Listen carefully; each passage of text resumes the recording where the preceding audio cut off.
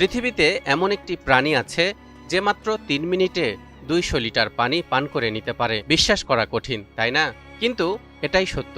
আর আশ্চর্যের বিষয় হলো, এই পান করার গতি সম্পর্কিত বিষয়টি আধুনিক বিজ্ঞান নিশ্চিত করতে পেরেছে মাত্র কয়েক দশক আগে। অথচ ১৪০০ বছর আগে পবিত্র কোরআনে এটি এক অসাধারণ উপমা হিসেবে বর্ণিত হয়েছিল। দর্শক, সেই প্রাণীটি হচ্ছে উট।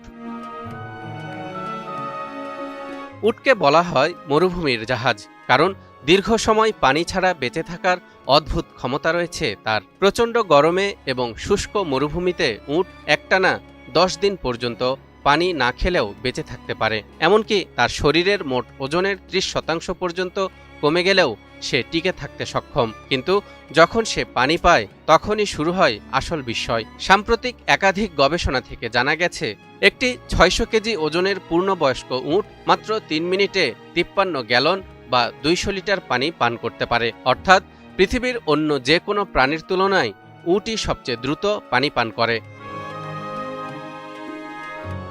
এখানে প্রশ্ন আসতে পারে, উট এত দ্রুত পানি খেলেও শরীরে কোনো সমস্যা হয় না কেন?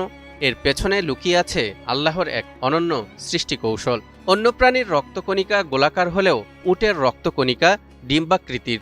এই বিশেষ গঠনের কারণে উট প্রচণ্ড পানিশূন্য অবস্থায়ও বেঁচে থাকতে পারে।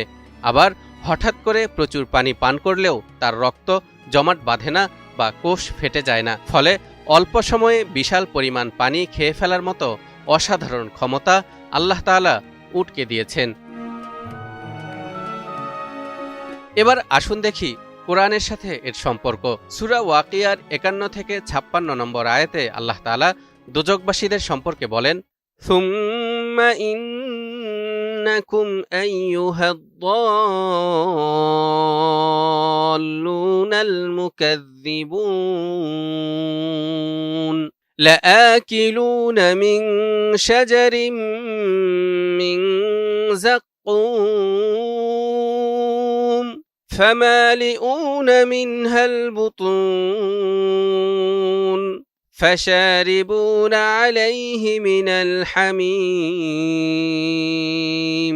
فشاربون شرب الهيم هذا نزلهم يوم الدين। অতঃপর হে বিভ্রান্ত মিথ্যা আরোপকারীরা, তোমরা অবশ্যই জাক্কুম গাছ থেকে আহার করবে, তারপর তা দিয়ে তোমরা তোমাদের পেট ভর্তি করবে।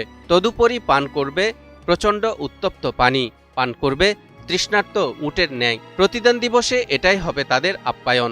তাফসিরে আহসানুল বায়ানে লেখা হয়েছে, পিপাসার্ত উট যেমন পানির উপর পানি পান করেই যায়, কিন্তু তাদের পিপাসা নিবৃত্তি হয় না, ঠিক তেমনি জাহান্নামীরাও জাক্কুম ফল খাওয়ার পর পানি ওইভাবে পান করবে না যেভাবে সাধারণত পান করা হয়, বরং প্রথমত শাস্তিস্বরূপ তোমরা ফুটন্ত পানি পাবে, দ্বিতীয়ত তোমরা সে গরম পানিকেই পিপাসার্ত উটের মতো পান করেই যাবে, কিন্তু তোমাদের পিপাসা নিবৃত্ত হবে না।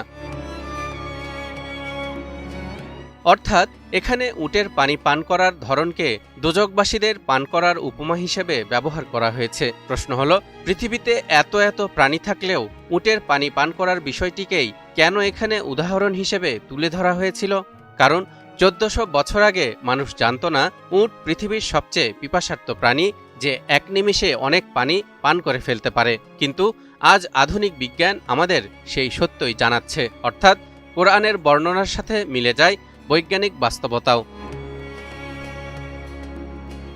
এটা ভাবতে সত্যিই অবাক লাগে যে কোরআন ১৪০০ বছর আগে অবতীর্ণ হয়েছিল, তার প্রতিটি আয়াত আজও বিজ্ঞানের সাথে মিল রেখে নতুন নতুন সত্যকে উন্মোচন করছে। মরুভূমির রাজা উটের তৃষ্ণা ও পান করার ক্ষমতার এই বৈজ্ঞানিক ব্যাখ্যা কোরআনের অলৌকিকতার আরেকটি প্রমাণ। তাই কোরআন কেবল আধ্যাত্মিক দিকেই নয়, বরং বিজ্ঞানের ক্ষেত্রেও অনন্য এক দৃষ্টান্ত হয়ে আছে আমাদের সামনে। তালহা ইবনে রেজা, নিউজ 24।